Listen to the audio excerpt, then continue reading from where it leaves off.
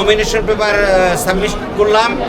আমরা আশা করছি 12ই ফেব্রুয়ারি 26 যে প্রত্যাশিত নির্বাচনের জন্য দেশবাসী বহু বছর অপেক্ষা করছিল। 15 বছর পর্যন্ত তারা ভোট দিতে পারে নাই, অনেক রক্তক্ষয় হয়েছে, অনেক জীবনের বিনিময়ে এবং ত্যাগের বিনিময়ে আজকের এই অর্জন।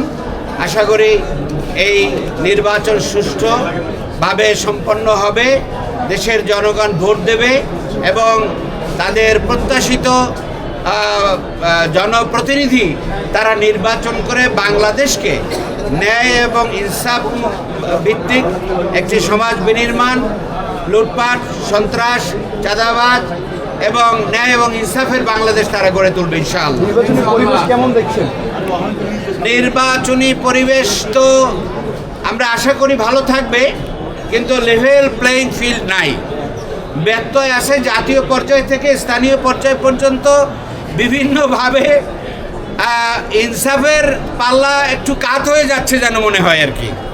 কারণ সবার জন্য লেভেল প্লেইং ফিল্ড দরকার।